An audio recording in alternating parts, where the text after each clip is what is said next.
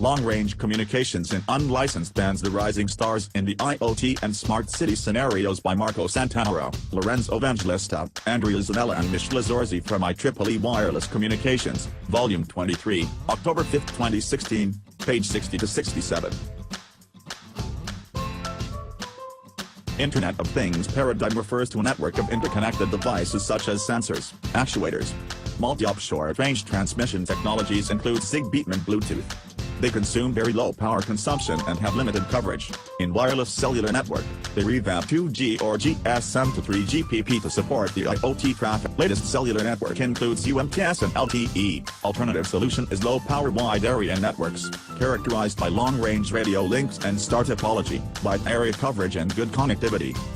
The IoT paradigm does not have any restriction on the type of technology for connections between end devices to the internet. It is true that wireless communication is the only practical solution for many IoT applications and services. Dedicated protocol stacks were designed to cope with the limitation of the end devices, and it is mandatory for at least one device is needed to be connected to the IP network, serving as a gateway for the other nodes. The application will run locally in the subnet or using cloud computing services. The IoT platforms act as a unifying framework, enabling the service creation and delivery, as well as the operation, administration, and maintenance of things, and the gateway. The common IoT standards includes NFC, RFID systems and etc. Key features for mesh networking will be providing resilience to the failure of some nodes, and it requires non-negligible control traffic for maintenance of mesh network. Also, multi-op routing produces long delays, unequal and unpredictable energy consumption among the devices. For short coverage range high data rate, they tend to favor the data rate rather than the sensitivity. They use a relatively high raw link bitrate, about 250 kilobits per second, to recover from the network delays due to mesh networking. However, they are not robust enough to penetrate through building wall and obstacles. Low-power wide area network or LPWANs are wireless telecommunication networks designed to operate in various unlicensed ISM bands. They have large cellular-like coverage ranges, realized by an advanced physical layer targeting high receiver sensitivity. LPWAN suffers from low data rate, and since smart city and IoT services only generate tiny packets of data intermittently, and are tolerant to delays and packet losses, they can leverage on LPWAN, where the drawbacks are not a factor.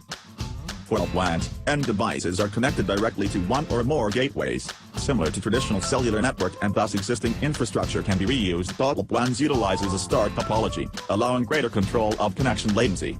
It also functions as a point of access for end devices to the IP-based core network.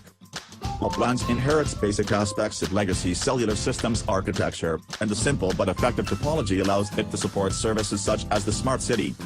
Three prominent technologies for LPWAN include Sigfox, NGNU, and LoRa, operating in the unlicensed ISM band and can handle large amounts of connected objects. In the LoRa system, it consists of 6 components. We shall look at some of it in details. The LoRa have 3 classes. They are Class A, Class B and Class C, each associated with a different operating mode. Class A networks are mainly intended for monitoring applications, where the data produced by the end devices have to be collected by a control station. Class B is intended for end devices that need to receive commands from a remote controller. Class C is defined for end devices without energy constraints, hence keep the receive window always open. In LoRa IP connectivity, because LoRaWAN employs the IEEE 64-bit extended unique identifier to automatically associate TIP6 addresses with LoRa nodes. TIP6 protocols can be deployed on LoRaWAN networks, thus enabling transparent interoperability with the IP-based world. Finally, we shall take a look at the security in LoRa. In security, several layers of encryption are employed. Unique network key, unique application key and device-specific key. A LoRa network was installed in a 19-floor building. Other communication technologies needed repeaters on each floor, while LoRa needed only one gateway, serving 32 nodes installed around the building.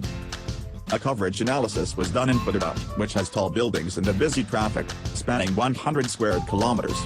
With a range estimate of 1.2 kilometers, the city can be covered with 30 gateways, less than half installed by a major cellular operator. One gateway serves 7,000 people, although the maximum is 15,000. This means it is 2 things per person. In the future, it is expected to be 6 to 7 things per person, sufficient for smart city applications. In conclusion, the emerging LPWAN paradigm was discussed for use in IoT connectivity, which includes Sigfox, NGNU and LoRa, different from the usual IoT topology. The LoRa deployment test showed that LPWAN is applicable for smart city applications. Sisley bin Mohammed Ali. Leo K. Howe. Ali 1. Mohammed Darif bin Hamran. Tayway Kayan. Created using Powtoon.